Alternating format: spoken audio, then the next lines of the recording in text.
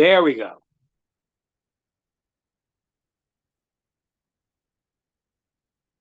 You. Yeah. Shalom and welcome everybody to our Working Together series live from the Netiv Zoom room down in Houston, Texas, with Rabbi Karmi Ingber. We haven't done a broadcast in a while, but I look forward to hearing what he's got to share. So let's just jump right in and turn it over to the rabbi. Okay. How's everyone doing? Okay, it's been a very long time. Very long time. Oh, somebody's called me for the Zoom link. Oh, gosh. All right, just give me 1 second, everyone. I'm just going to send the person the Zoom link. I'm sorry, 1 second. Give me 1 second. Someone wants the Zoom link. I thought they had it. And I will take 1 more second of your time. I apologize. I'm just going to send it out again. Just 1 second.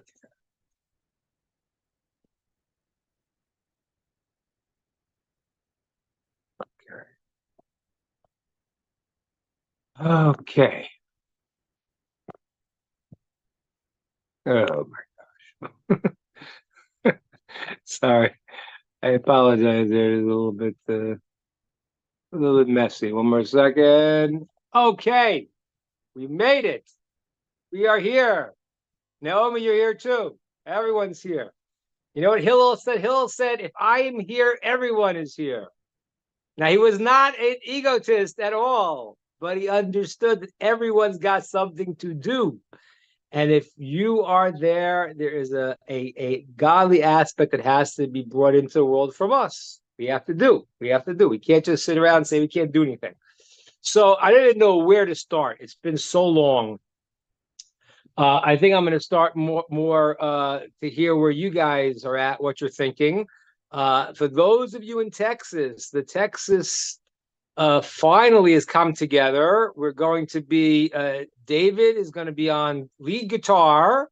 I'll be on rhythm guitar and harmonica. We'll have some keyboards, we'll have some percussion, and that's going to be on April 7th in Houston, Texas. We are sending out the flyers today, tomorrow, and that's going to be a nice event, and we'd love to see you all there. And I'll be in Houston going from the 4th of April to the 8th. I'll be speaking in some other places. And anyone who's living in Houston area, we would love to see you.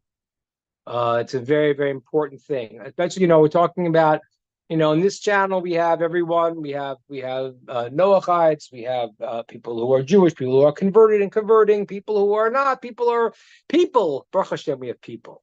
We have people, all kinds of people. And one of the great challenges is that people, I don't want to sound like a Barbra Streisand song, but people need people. People need to be able to connect to other people because it's very, very hard to be doing it on your own. You need connection. You need human connection. I mean, so much so that it's a central piece in life. There's an incredible statement when Rabbi Yochanan ben Zakkai was passing, he was dying, the great sage, and the students asked him, they said, give us a blessing. And he said, you should have the fear of heaven like you have the fear for people. Now I don't know if they were insulted, but they were shocked. They said, that's it? He said, I don't understand. You live your life and we're so worried about what everyone's going to say. Who are they going to cancel on Facebook now? It better not be me. I better not say anything. We're so worried about whatever it is that people do to us. And yet people go around doing all crazy kind of stuff and don't realize that Hashem is watching us every single moment. I know there's no place to hide. We don't live our lives that way. And so I'd love to see you guys on Houston, those who are in that area. Reach out to me, Rabbi Ingber, gmail.com. I'll meet you personally also if you would like. Try to connect to what we're doing and to make it real. So that's the first thing. Now, where to start? That's a hard question. We haven't seen each other in a long time. And the good news, which is also the bad news, is the world has gotten crazier. Now, why is that good news and bad news? Because that's the sages tell us is what is going to happen. As you get closer to the times of clarity and revelation, and you're moving towards it in one dimension, the negativity speeds up. Kind of like when the Jews were in Egypt. And those who ever saw the sages talk about they were having a lot of children at one time. And it was very compact. And that was because there was a compacting of time that the negativity was fighting so strong against the holiness that it was a very, very challenging time. And if you read the story in the Torah, how the Egyptians were stepping up the work and the toil and the nonsense and the media and the craziness, so much so that when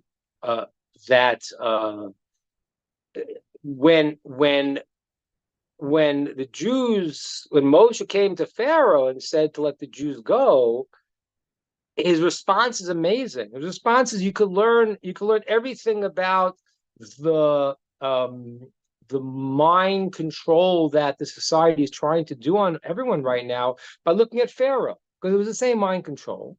What did Pharaoh say? Pharaoh said, Moshe, why are you going to bother people in their work? They're obviously not working hard enough. Let's put more nonsense in their head. Let's put more pain on them. Let's exhaust them more, and they won't be able to think about redemption. They'll be able to think about anything that's meaningful. And I got to tell you, that's clearly what's going on in the world today. It's just as you get closer, the hysteria, Donald Trump, like you people are out of your minds. Like, okay, I understand Donald Trump. I understand he's not Mr. Humility. Understand that. I'm quite aware of that. I understand he has a tendency to be a braggart. But I mean, come on. Really? Yeah, 400 years in jail. I mean, come on. Just like, but let's keep everyone busy with the nonsense because that's what we got to do. We got to go and like, hey, Hitler. I mean, it's crazy. It's absolute insanity how people are blinded. And I told you, that's what I said to you before about the good news and bad news, because it's like, you read these guys like George Orwell and the other people who are writing, I don't know, 100 years ago, 90 years ago, about this, Orwellian society. And it was really understanding that the technology that's going to happen in the world is going to make it so much easier to control people's minds. And that's what's happening. So in that sense, it's really a battle of awareness and non-awareness, unawareness. That's really what's going on. And politics is the answer is not with these guys, it's not with those guys.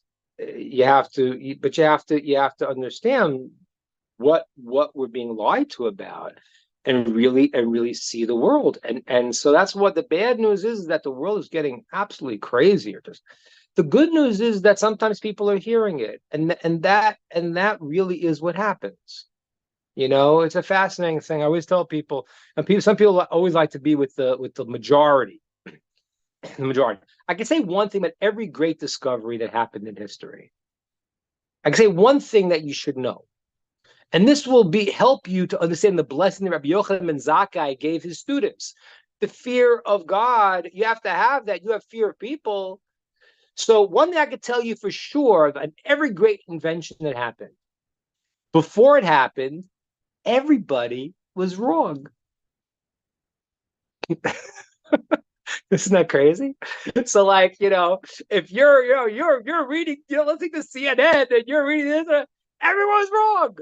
The world was not flat. The sun does not revolve around the earth. no, it's a deeper discussion. But the Talmud discusses. The Talmud knew the answer the whole time. Talmud explains the two sides. But I'm saying, but the masses did not get this. Everyone was wrong. But this was the common belief. So right now the world is in a place of very great darkness because of the lies and the ability for the lies to be issued so fast and like packaged. It's like, this is good. This thing we have, which is called bad, is now called good. And we're going to package it. We're going to make it look good. And we're going to. So that's what we're dealing with, unfortunately. And people are unfortunately not thinking. The good news is that that's all part of the plan. This is what happens. And when people start to, I mentioned Donald Trump, former President Donald Trump before, but why is he getting more popularity time? They throw another insane case at him because someone else starts to think, wait a minute. There's something not right here. Was the guy right the whole time that there was a deep state? I didn't really think there was a deep state. I thought it was crazy, but now it's like he's facing 400 years in jail for what everyone has done 1,000 times worse. It's like there's something wrong here, and everyone starts to realize it. So that's the state of the world today. And so it's my good news and bad news. And what I'm going to do is I want to open it up to hear from you all, because it's hard to structure a class right now to know where we're at and what you're all thinking about and where everyone's heart and minds are. So I'd like to hear from you. That's my introductory words. And let me hear from you all what you're thinking, what you're questioning, what you're wondering about, and what you want to know. So I'm opening up. I made a brachas. Yeah, is there anyone got an idea, question, thought? Yeah, Tar. Okay, something I've been thinking about for a long time. Evil. Everybody says Amalek. It's the I don't know. I don't want to say the father of all evil, but the spirit is so bad there, whatever. But then there's also Esau, Right. it seemed like is it kind of divided into what part of the world it's coming from? I kind of have an idea where Amalek's ancestors are, but let's say the Holocaust, that wasn't Amalek's people, that was more Esau's people. No, that was Amalek. That was Amalek. Okay. Well, the Holocaust is Amalek, and anything that is what we'll call Nazis today is Amalek. Okay. The only problem is that the upside down world, the people who are Amalek are calling their victims Amalek. Okay. That's the craziest part about it. Here, ladies and gentlemen, you heard it here first. Here is the sign of Amalek. You want the sign of Amalek? There's one sign that I can tell you. I can't point it to no nation because you don't know the nation. Because when the conqueror Sancherib of Assyria came up, he mixed up the world. He moved everybody around. And that's happened over years. And that's why it's impossible to go and to know, because if you did know who Amalek is, you got to eradicate evil in the world. But who's Amalek? Who knows? How can you tell? Now, where the roots come from, yeah, but we don't know which, where, what now, because it's all mixed up. But Amalek has certain amazing traits that you could tell. Now, what's the trait of Amalek that you could recognize Amalek? Here's the trait. They will kill Jews at all costs. That's the trait. That's the unmistakable trait of only Amalek. In other words, Hitler will say, instead of taking the arms and sending it to the front line, use the trucks to kill more Jews. The Hamas will say, let's blow ourselves up, destroy our kids, destroy the world just to kill more Jews. That is your sign of Amalek. Otherwise, there's no other way to know it. It's a fascinating thing in the story of Purim that many non-Jews who went to attack the Jews were killed. And I'm gonna tell you a secret, and I think I could tell you this because it's mind-boggling. But the sages say they were all from Amalek. What? 75,000 people died in the war of Purim, and they're all Amalek, it says. That's incredible. Because it doesn't say in the Megillah. The Megillah says that they wanted to kill the Jews. Achashverosh, then the whole story of Mordechai, he doesn't retract and say, he sends out a message first to all the countries, to the UN, you honestly good people who put Iran in charge of human rights. You beautiful people, UN, we're going to send out a message. Be ready for the day we're going to kill all the Jews. Okay, so they send a message out. Then Achashverosh had to bail out because he saw what happened. Esther became the queen, and Haman turned on all the stories of the Purim miracle, and he has to rescind. He doesn't rescind, though. He says, I can't rescind. It's against Persian law. Maybe yes, maybe no. So what does he do? He sends a message, says, listen, I'm telling the Jews that they can stand up and defend themselves. They have favor in the king's eyes. I just gave the house of Haman to Mordecai. My queen is Esther. Now, at that point, you kind of think an intelligent person would back off because the king just said, oh, the queen's Jewish. I just gave the house of Haman to Mordecai. I'm giving the Jews the right to defend themselves. Someone wants to kill them. Who were these characters that stood up and wanted to kill them? They were Amalek, because that's what they do. So Amalek, the root now, why is Amalek different than everything else? So really, I like to use the term Nazi because everyone else in this world thinks they have a right to do it, and they don't. Okay? My mother was in Auschwitz. I can call someone a Nazi. Okay? If the person's father was a Nazi, you shouldn't be calling people Nazis. So that's the way the world is, but it's a crazy upside down world right now.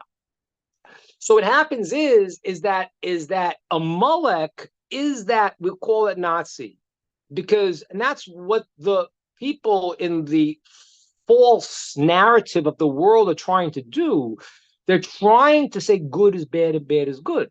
So what happens is you get Hamas, whose mission statement is to kill Jews. And people are absurd. Hey, this is not a retaliation. Even smart people I've heard in the American media, really did miss this one totally. This is not about retaliation for an attack, a terrorist attack, which was heinous and snap. That's not what it's about. That's not what it's about. That's what's being framed. This was the worst, killing of Jews in one day since the Holocaust. Therefore, what? Therefore, that's not therefore. It's not because of that. It's because the mission statement is they want to kill all the Jews. It didn't change. That's why when you give the so-called ceasefire, what does it mean? It's like, right, Naomi, we live in Georgia. We know what it means when you say bless your heart. Bless your heart, right? No, that means drop dead. So when you say ceasefire and let's give humanitarian aid, what you're saying is let's give the terrorists more time to reload. That's like every time this is a ceasefire, the next day we get missiles again. Oh, what a coincidence. How's that happening? All right, because you're saying bless your heart. I know what you're saying. So what happens is that the world. So that's why to use the term Nazi for Amalek is maybe the most appropriate, because Amalek is more than a nation. It is an ideology. And I can prove that to you because Maimonides says if Amalek would take the 7 Noahide laws, that you wouldn't even have to kill him. So if they're saying we will stop being barbarians and we'll stop killing, murdering, believing, but they can't because once they do it, that shows who they are. So there is an ideology. Now, what they've done in the world is they've just have told you black and white and white is black. That's what it is. And I mean, I don't mean to make fun of people. I really don't. I think that people have tremendous confusion and sadness and really are living in a crazy world, and they're having crazy responses and crazy societies, and people are literally crazy. But if you tell me a man is a woman and a woman is a man, then you really don't know anything. You just don't know the most basic thing. So when you tell me a man's a woman, a woman's a man, you tell me good is bad and bad is good. Yeah, I understand that, because there is no identifiable reality. It's whatever you dream it is. So the term is a Molech, and you can call Nazis, but the problem is that they've made it like so common to say anyone that disagrees with them is called Nazis, because they are saying that's the embodiment of evil. If you don't, let's say, I don't know, embrace whatever this new religion of the world is, of wokeism, if you don't embrace that, you're obviously evil. Since you're obviously evil, you're obviously a Nazi. Okay, that's the logic. But there's a big difference between a Moloch and everyone else, and Esau too. The difference is that everybody has a goodness. Every nation has a goodness that's brought into the system. Okay? That's called the sparks of every nation. That is, every nation has. So let's say a nation has, and this is a problem, because like I said to you once before, the most, the people can't think clearly, and they get excited, and they get take Facebook names and curse people out and yell at people. So the whole thing, we know that the greatest insult to say to anyone in the modern world is you're a racist. We understand that. But what does that mean? What does the words mean? What does it mean? Well, I guess if you take like a Molech and you say you should be able to kill any race you don't like, that's evil. If you say that races may have different unique qualities, I think that's probably true. I think that most people, if they would think about that, they would say, yeah, well, families have qualities. It's called basic genetics.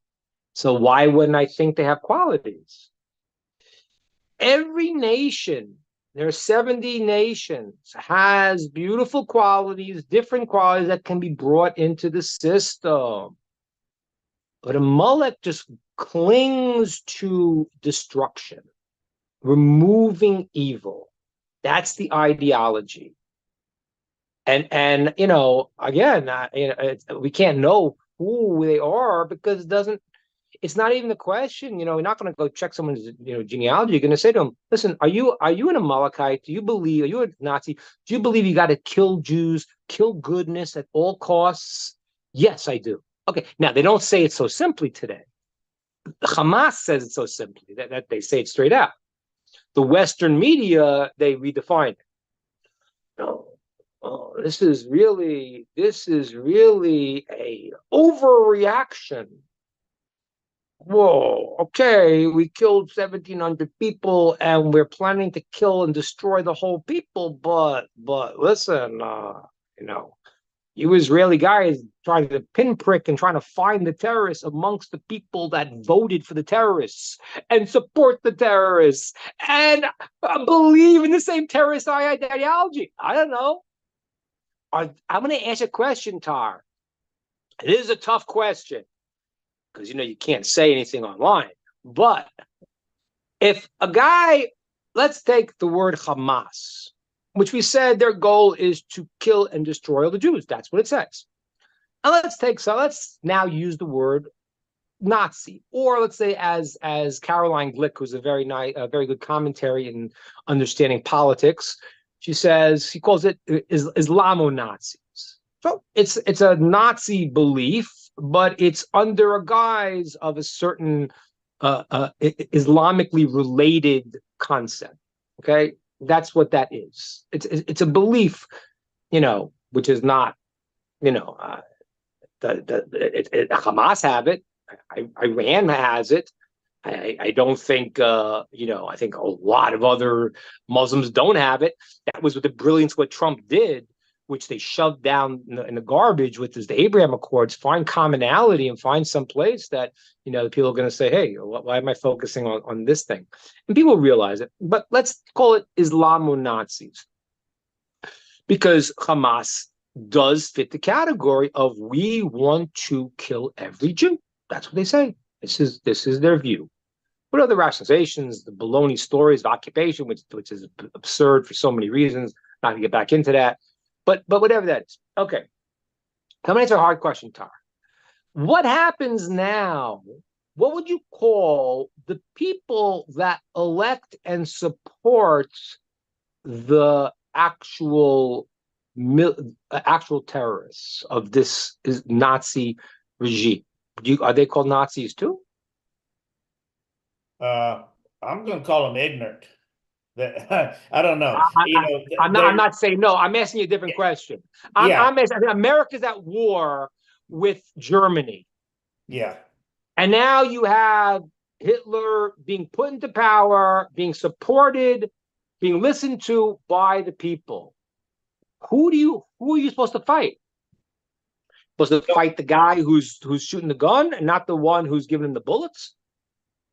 I'm not really sure how to answer it, but I mean, I have to take the side of where Saul was commanded to kill all of the Amaleks.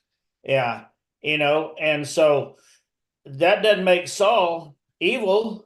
He didn't do what he was supposed to. That doesn't make the Jews evil right now, because they want to obliterate all of the Hamas. That commandment was handed down, from what I understand, was handed down from God. Right. And so, as awful as it sounds, that's something that's supposed to be done. So whoever is fighting against evil, if America, like we did in World War II, we had to go against Hitler. So we went against Amalek. That didn't make us Amalek, but right. So exactly. Nowadays, exactly. But now we have this stuff going on in America where we're supporting, Amalek, the government, not the people. So I don't know what to call them. That's exactly right. That's exactly right. And so, I'm not against, because you don't know and you want to save any life of somebody. I heard this story from my rabbi recently. It was a very interesting story. A guy who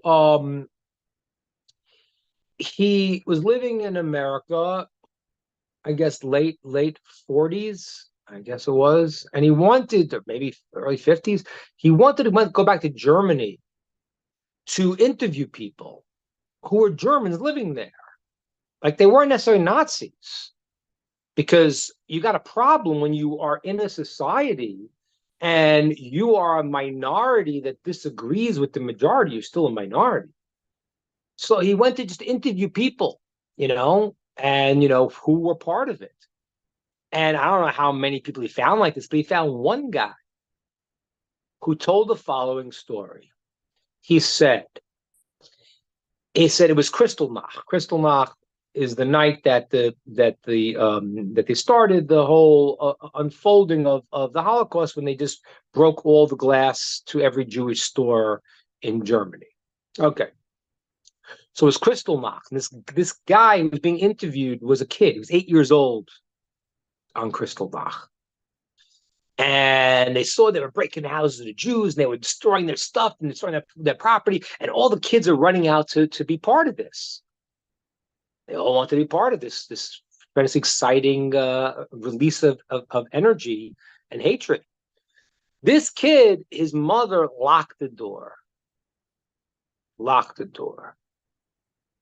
And she said to him, you don't think that if you lift your hand up against God, there's going to be a response?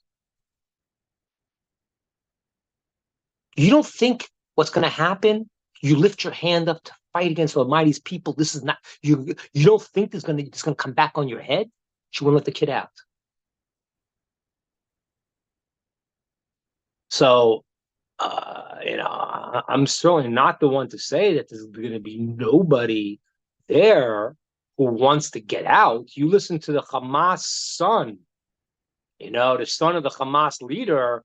That guy is like, he knows the whole deal, But the problem is that these characters who are playing these games from these morons and evil people, all to confuse idiotic Jews like Schumer.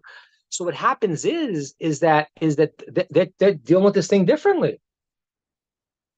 Yeah. Right now, do you want to kill every Jew? You stay there and let them take care of you. Do you want to not? Let's move you out someplace. They'd move them into Israel. What do you think? They've been trying to give up land for since 1948. Please take the land. Just stop killing us.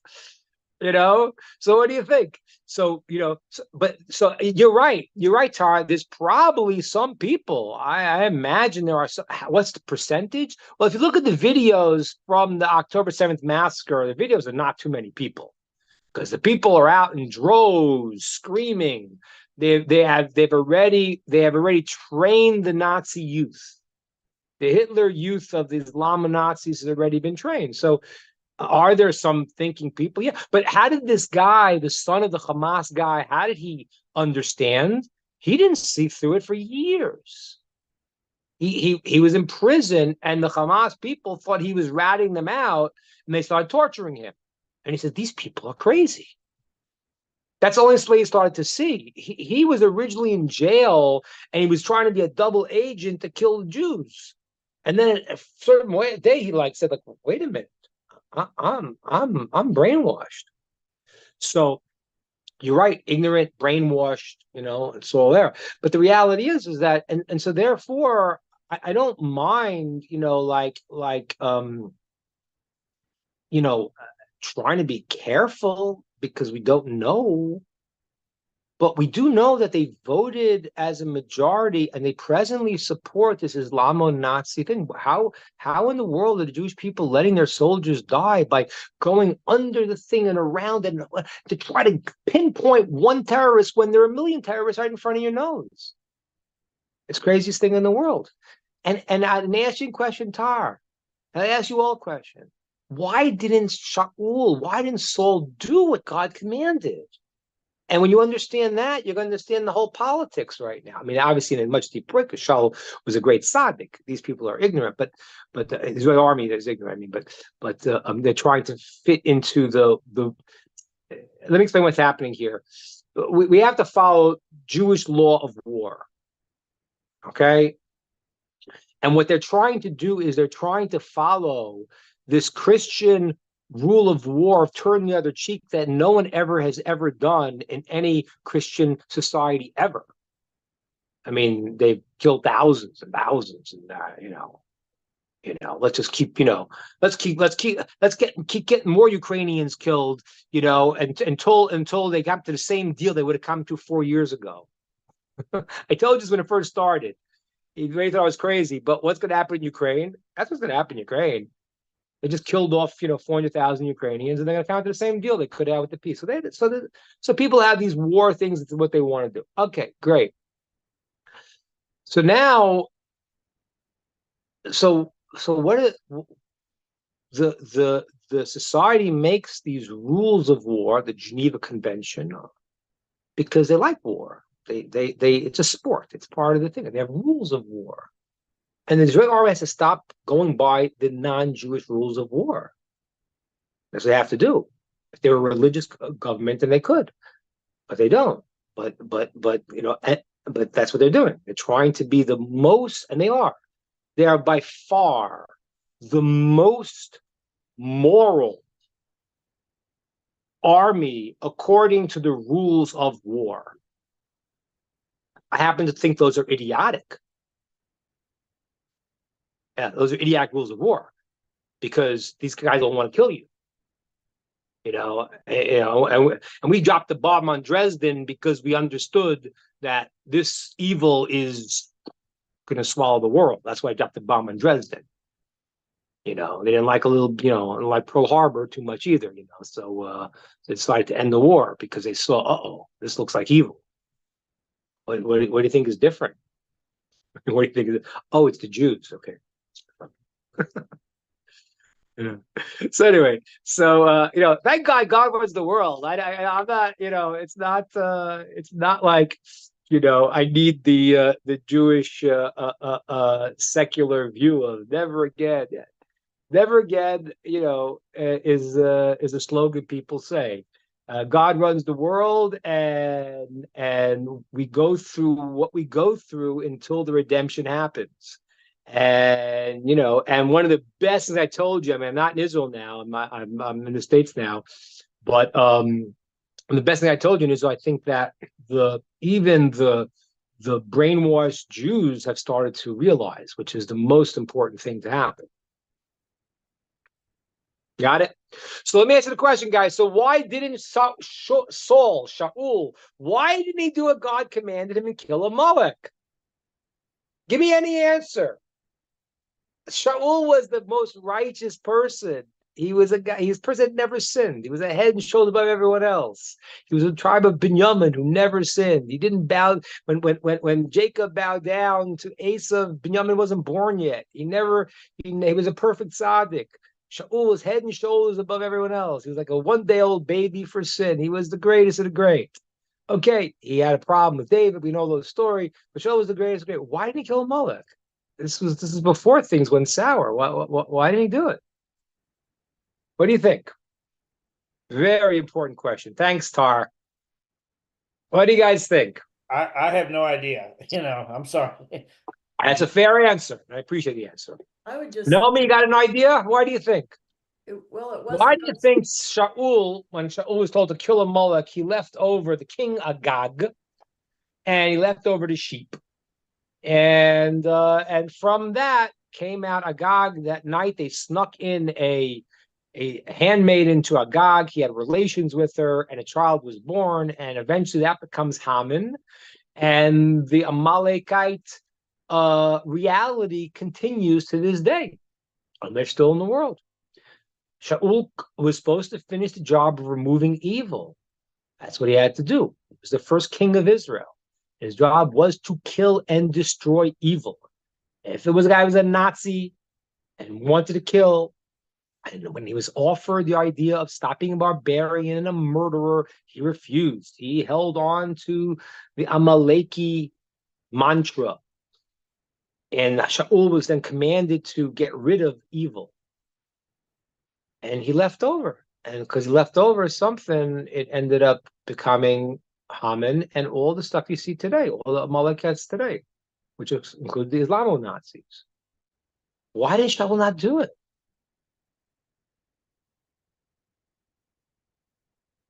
You're muted now. If you're talking, you're muted. I'm talking to the Purim princess. She's okay. She's trying to get ice cream. She's trying to get ice cream. I'm thinking about your question. I'm not Okay. sure. Think about it. It's a hard question. Anyone, Rachel Feg, you got an idea?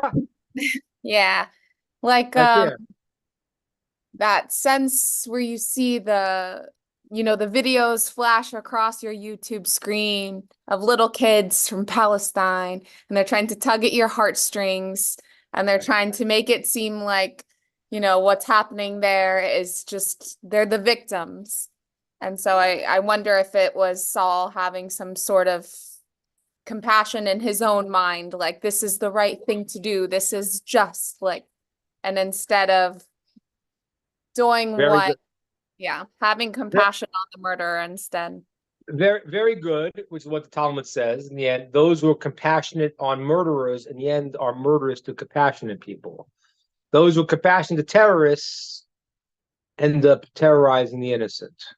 Those who are compassionate to evil people end up being evil to compassionate people. And you're saying very good, but I want to explain it, because Shaul was not, he was head and shoulders above everyone else. He wasn't on Facebook, I guarantee you. So what was Shaul? What was going on with it? What was going on with Shaul was that he said there has to be good in everything. It's an anomaly. The Jews they don't want to fight anybody. We don't want to fight. We don't kill anybody. You know, so there's got to be good. I got to pull out some good. There's got to be something. The one point in a mullet, there must be one thing that's good. And he couldn't bring himself to it. So the compassion, which today is false compassion, wasn't really false compassion in a time of because the truth is, if you look at a baby and you look at a picture, that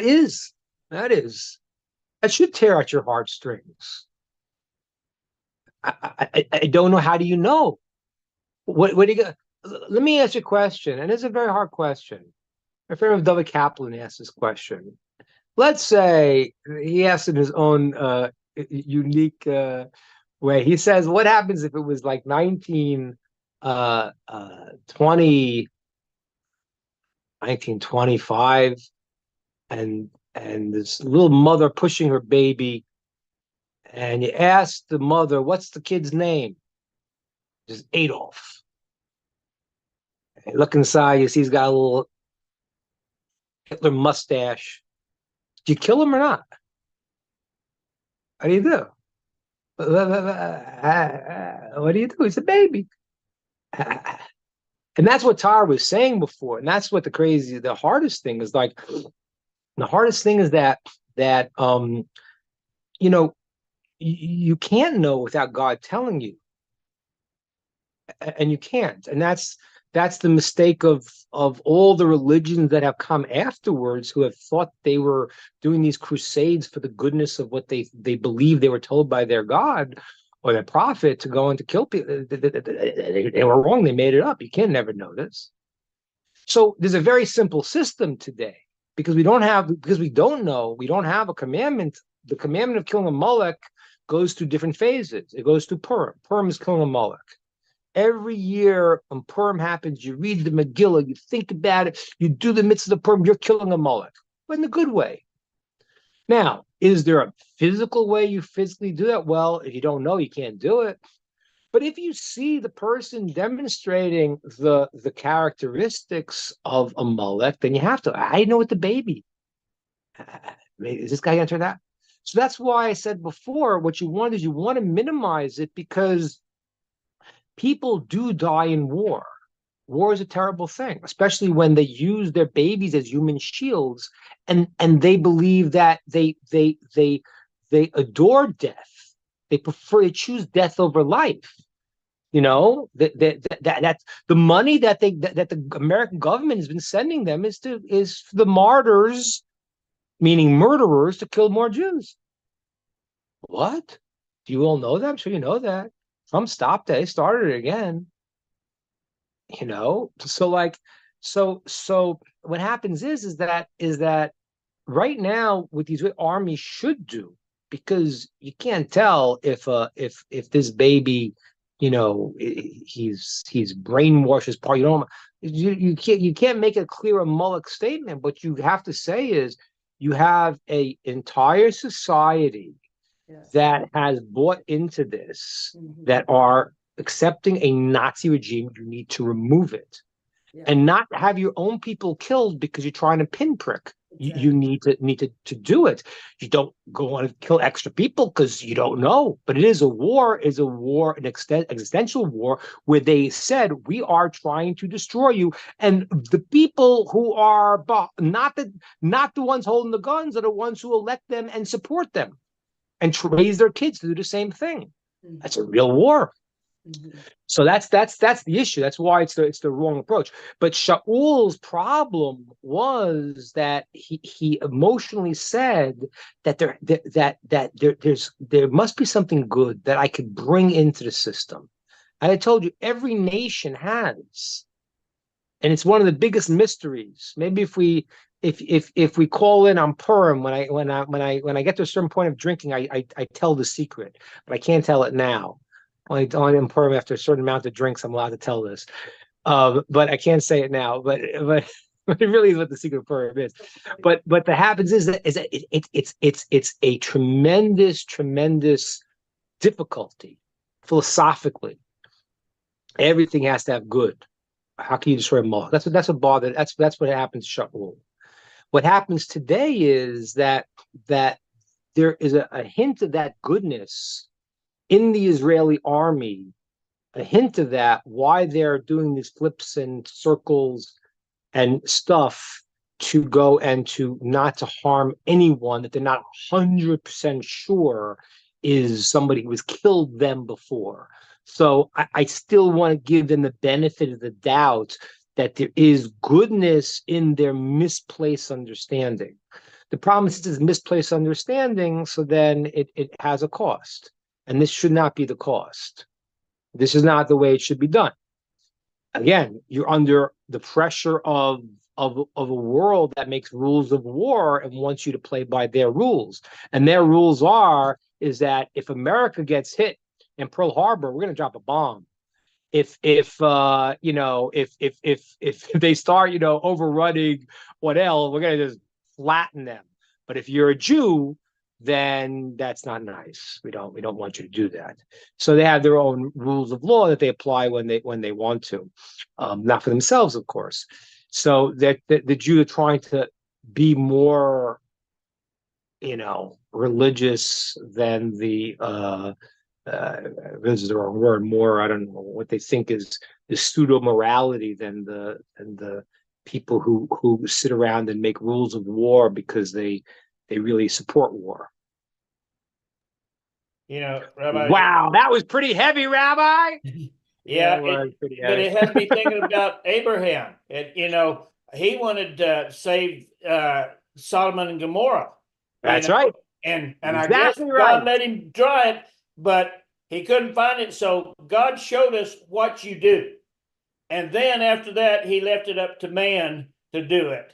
And we just didn't have the guts to do it. Tal, you said very, very good. You actually hit on a lot of topics here, a lot of very, very, very deep topics. But that is what happened, because that is Abraham. It's the father of the Jewish people. He was looking for the good. He was not praying for terrorists.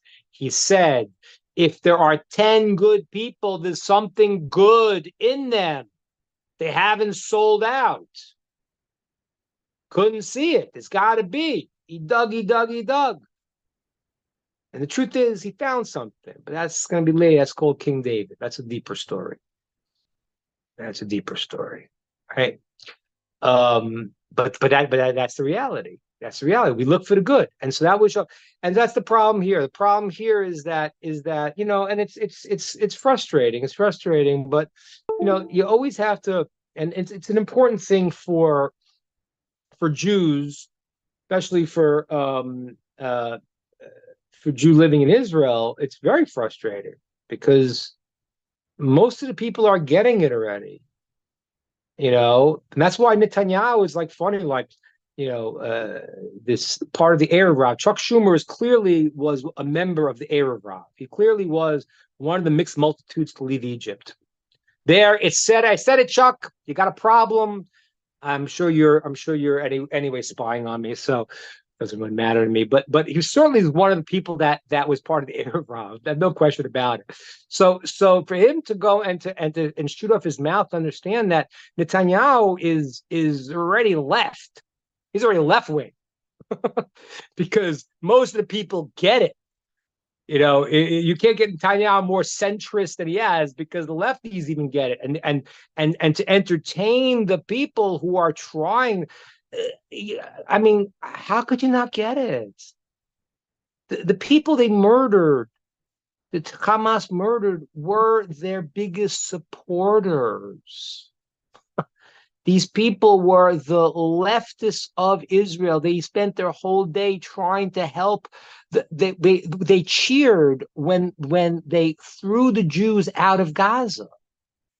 I hate to say it. I don't want to say anything bad about the kibbutzim, because I'm not looking to say bad. I'm looking to say good. How they finally got it. They were the people who were the two-state people. And they cheered when they moved the Jews out of Gaza. And they would do everything they had. Gaza's you, we're going to help you. And they took Gaza, and they took it from a beautiful paradise, and they turned it into a hellhole of terrorism. And then they went into their friends, and they murdered them. And so that was a wake-up call for the Israelis to say, I don't think this is going to work. And then Tony Blinken's, we need a two-state solution. Yeah, that's a great idea, Blinken. I think you were not blinking. I think you were sleeping. Yeah, okay. All right, we had some questions. David. Hi, Rabbi. So one of the things that's really vexing to me is, as someone who fears Hashem and loves the Jewish nation, is the power of an American is to vote for people who have similar ideals, right? But it's getting to be where Amalek is over us in our nation, in our governance, right?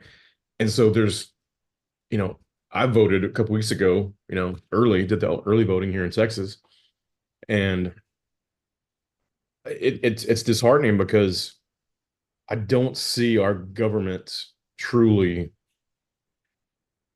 doing what they need to do for the Jewish people and for the Jewish nation. I see it going the opposite way. I mean, just this morning, I was reading about in Canada, they're outlawing shechita, like they're outlawing. Yeah. I don't know what to tell you guys because I don't know the future of America right now. It hangs in the balance. It hangs in the balance in America right now. Canada has gone off the deep end. Europe's gone off the deep end. America's in the balance. I think that you have two major problems that you have in America right now.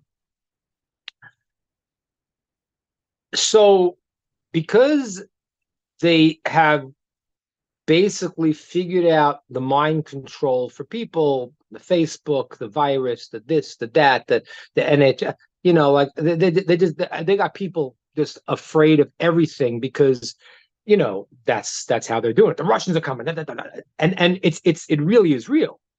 I mean, it's really real. So the ability to brainwash the people from seeing and making an honest understanding is your danger in America. I do believe that the people on the whole, if they would be able, I hope for the goodness of people, like our great leader, King Shaul, he wanted to see the goodness in everyone. I do believe if the American people would be able to think again and look at the thing, that you would have a majority that would elect correctly. Point one. Okay. Point two. The evil burns itself out. Evil shows its hand. Donald Trump has become very, very popular as they keep going after him. Well, why is that? Well, it's pretty obvious. The guy said, wait a minute, you're spying on me. Wait a minute, I didn't collude with Russia. Wait a minute, maybe the virus came from a lab that the NIH was supporting, and everything. That's the craziest thing, you're racist.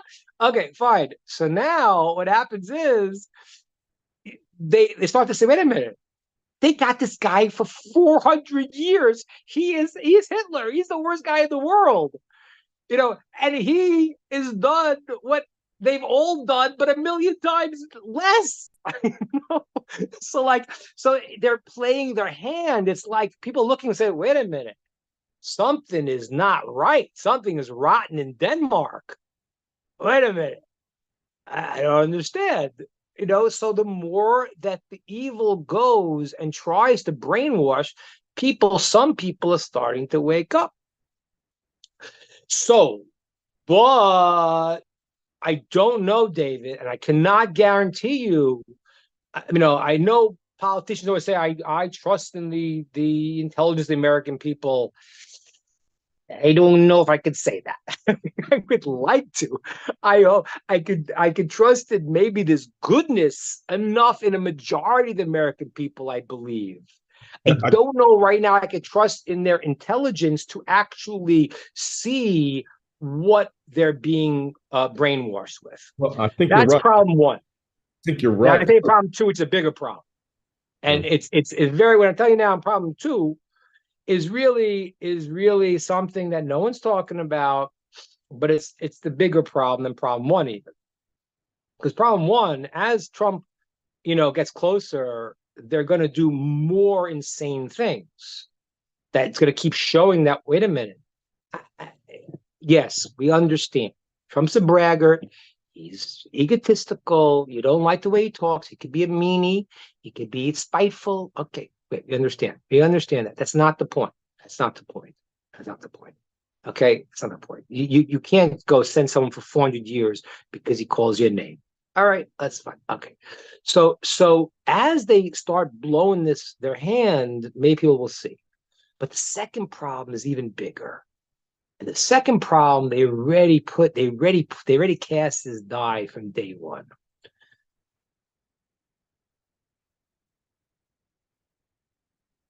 The way mind control works now is I tell you something, I tell you this is evil, you can't think this. I said before, the biggest curse in America is to be racist.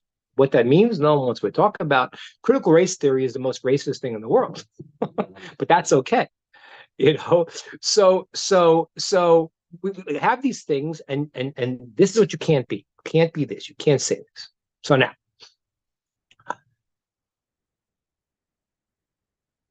there's something that was titled by the present government as the great lie, the big lie.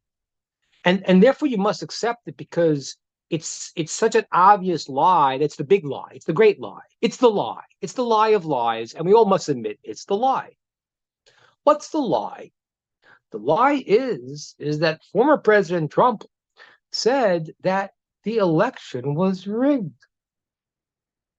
Now, was it rigged? Wasn't it rigged? Well, we can have a discussion about that.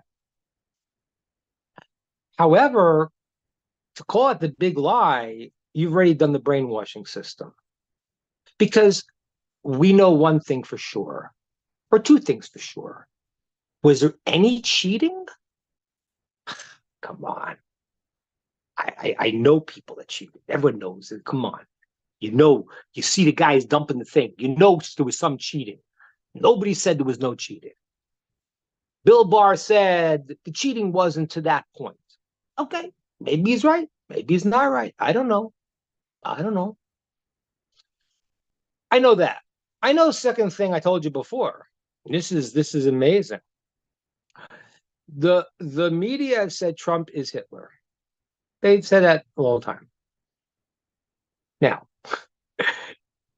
if I back in 1930s saw Hitler coming to power and I thought it was Hitler, I'd kill him, you'd kill him, everyone kill him. But we wouldn't cheat in the elections. No, we're too moral for that. Come on. What are you? I mean, I don't know. Maybe you're stupid, but why do you think I'm stupid? I mean, the guy's Hitler. You'll kill him. You'll do anything. You'll throw him in jail for 400 years, but you won't cheat in the elections because of election integrity. Oh, oh my gosh. Oh my gosh. This is the craziest thing. So the reality is that I don't believe, and no one should believe, that the elections are going to be fair now. Because you can't ask. Because if you ask, then you already believe the big lie. You've been brainwashed. Oh my gosh. It's a serious problem. That second problem is a doozy. That's why I don't know. I know a person who's very brilliant, my brother. He always has a very unique way of seeing things. And I don't believe this, but he once said to me that he thinks in Davos, they wanted Trump to be the guy because then when they cheat on him, he can't complain because he's a sore loser. Now, I don't necessarily believe that, but I do believe that it's perfect, a perfect setup. It's a perfect setup because no ID, no state of residence, no location, mail-in, absentee, So, David, you got two problems in your country, my country, our country. I mean, Israel's my country, but America is my very nice hosts, and we want the best for America, and we think that would be the great thing in the world. But we got two problems. Problem is that people are brainwashed, and they continue to brainwash. And if they see through it, you have already an oligarchy that is already pulling the strings. And it's probably been like that for years, but now the emperor has no clothes and everyone sees it. That's your two problems. So if America goes down the drain, then I don't know. We got to talk about it. Then then Mashiach's coming, and then I would tell you go to Israel and be a ger toshav. But right now you got to fight for your country. Oh, I can't say the word fight. No, I didn't mean fight. You have to pray. You can't pray. You have to do something and do something good for your country. But you really have to. You have to fight for your country, because America really was a really special place. Not perfect, but a special place. And as Moshe Feinstein always referred to in all of his responses, he called it a nation of kindness. Nation, I mean, there's a chesed. He referred to it as that, and he thought that, and it doesn't mean that everything was perfect, but as far as a secular country, I mean, I hate to burst people's bubbles. America was not the greatest society that ever lived. King David, and King Shlomo, and Chizkiah, and Yoshiyahu, those were the greatest civilizations that ever lived. But as far as a secular country, a secular state, America is maybe one of the best countries that ever were.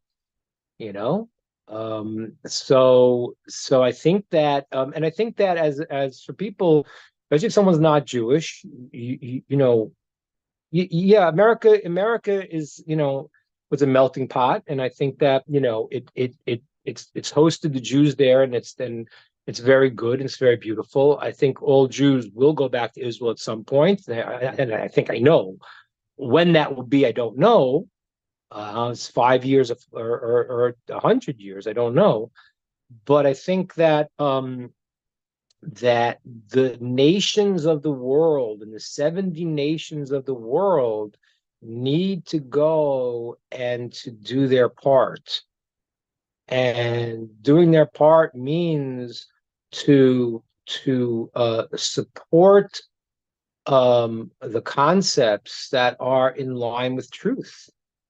And if the nation falls, then I think it's a question: what happens to the individual? It's a big question, and we'll answer that. I think this is a very important election in America.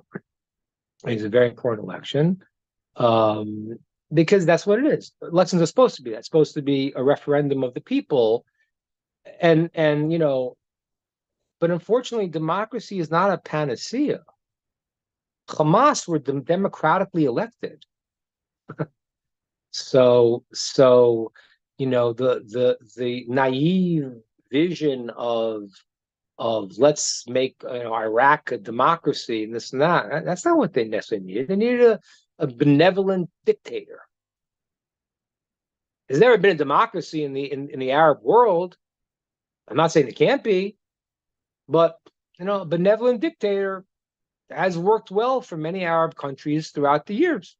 I mean, I say how many there were, but there were some benevolent dictators, and maybe that's the best thing. Maybe that's the best form of government for them. America, democracy has worked, and I think that if the American people could vote and could think again, they'd come out on the right side of history. If they can't, then I think that there is that's the fall of America. I mean, I gotta be frank. Rome fell too, and that's okay, because in the end, as you look in the story of Daniel, it will be the building of the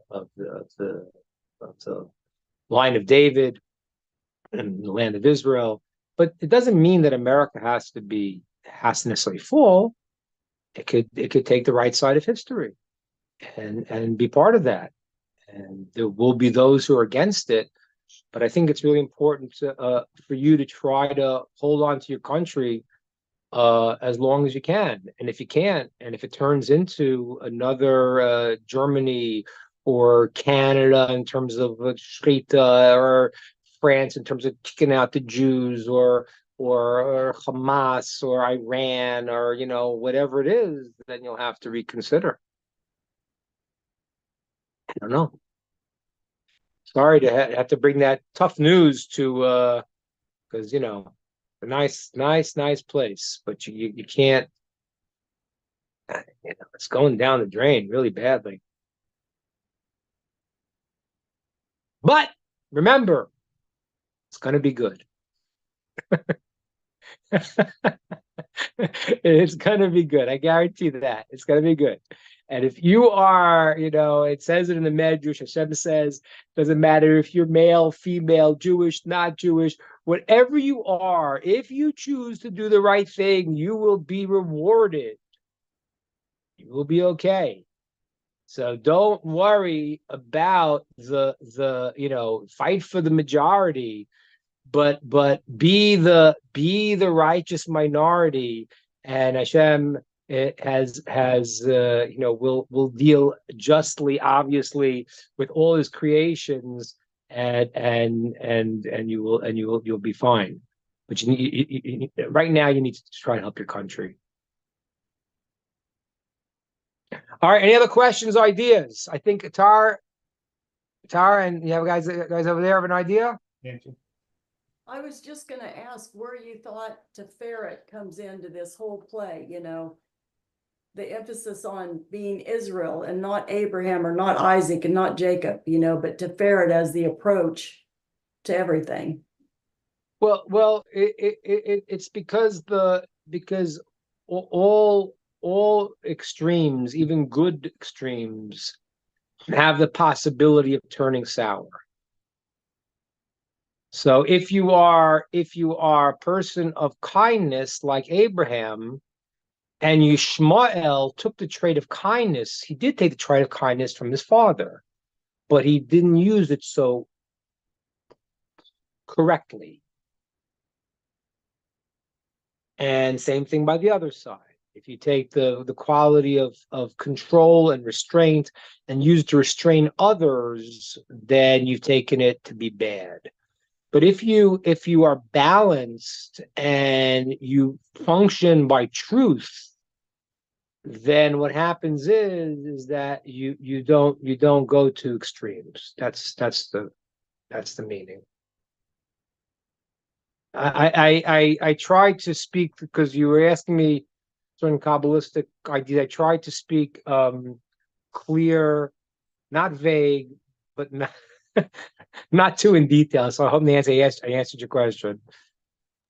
I was just thinking wouldn't that be the Torah approach to war? If you use that trait, it balances all of those into, that's where you use Torah on, do we kill all these people?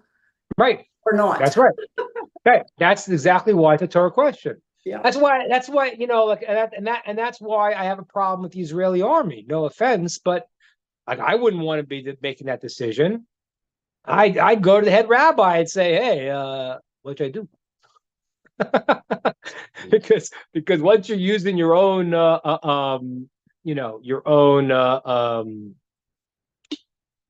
ideas, you're not gonna come out right. You can't come out right. You can't. I mean that literally. You really can't come out right. Sometimes people ask me questions. They've created a reality in their lives, and then they say, what's the right thing to do? Well, really, within that framework, you have a problem, because you got maybe the lesser of two evils, but you don't have a clear way, because you've created this reality. So as long as the Israeli government is trying to appease the Americans, the British, the this, the that, these guys, they're not functioning within what is correct. They're functioning within their other people's political machinations. And Netanyahu has tried to be saying that we're going to do what's right for us, but it's a very hard thing. And so, it's like people will say to me, it's like, I was thinking if I wanted to really, do one of these showstoppers where somebody, like, you say a statement that's so outrageous and people listen to you, what they say. So I would come out and say, this rabbi does not agree with what the Israeli army is doing. And I don't, but not because what you think, because they really shouldn't be endangering their own people.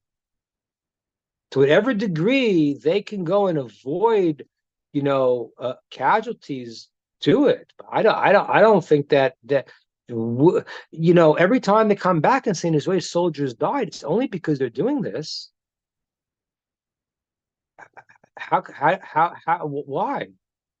Why? It's terrible. It's terrible. I mean, and these people are, I don't know, but they're they have their calculations, and Hashem has his calculations, and these people have a straight ticket, to the world to come. I mean, they're giving their lives up for the Jewish people, and that's not my calculation.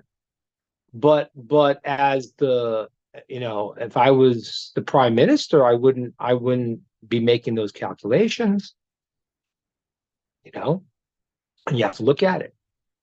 That's why I think that's the answer. I mean, again, it's not 100%, but I would say, try to overthrow the militant acts of Hamas.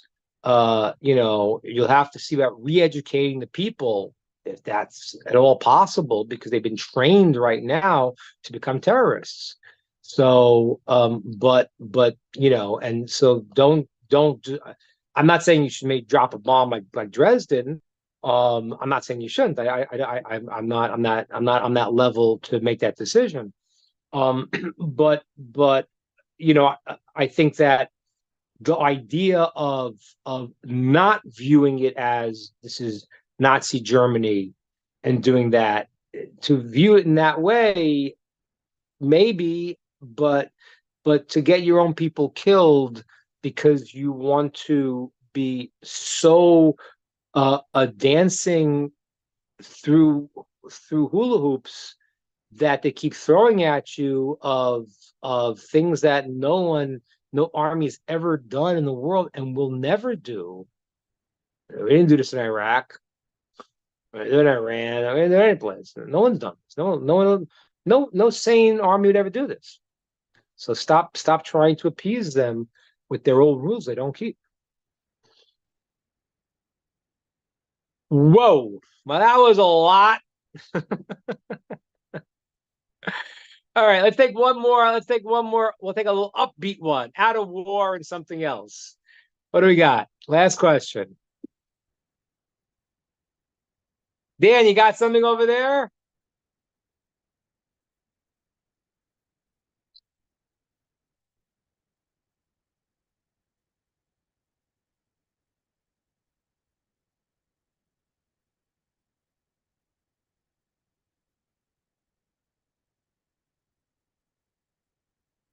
Yeah. Yeah. All right, appreciate it, guys. All right, wonderful. So next week is Purim, so I'm not going to do an official thing. If at some moment I feel like getting on some Facebook thing and say something.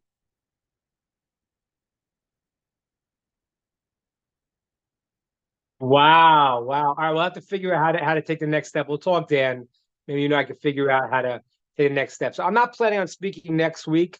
But if I do get the urge, I may just go on my own Facebook, which I have not gone in a long time. Reveal the secret to us on Purim somehow, please. Yeah, so it could be. So maybe I'll broadcast live. I'm not even sure where I'm going to be. I'm right now in Florida. We're heading back up to Houston, doing a concert there, some speaking, then over to Atlanta. So I'm not even sure. I know where I'm going to be on Purim, but I don't know what state I'll be in exactly. But if I can, maybe and feel like going on my Facebook page, which I don't use. So, but I guess if you want to send me a friend invite, then I'll have you on. I'll look at it. I don't usually go on it, but I'll have it on there. And in case the mood sways me, I'll go on and maybe you'll get a message and we'll say some good things. I have things I only say I'm firm. I only things, and then I don't say them again the rest of the year. So, okay, guys, Well, thank you wonderful. very And much, then the Rabbi. week afterwards, we'll be back. I'll hopefully speak to Dan and figure out how we keep it going there. And wait, I'm sorry, I'm saying wrong. The week after that, yeah, the week after that, yes. Then the week after that, I'm going to be in Houston. So message me if you're in Texas and you want to meet. You want to come to the concert. David, how is our? We got to talk about the sound system. We've been working on the venue Yeah. and trying to get the rest of the community involved. So I'll message you later. Okay. All right. Take care, everybody. Thank you, Bye-bye. Rabbi. All right. So Thank on you. that note, I'm going to close it down for now. Sandy had to step out, so she made me host. So I got to try and save that recording there for Rod. And till our next time, so good to see you, Rabbi Ingber, and nice to be back with the Netiv group down in Texas. Shalom to everybody. Bye for now. Take care, everybody.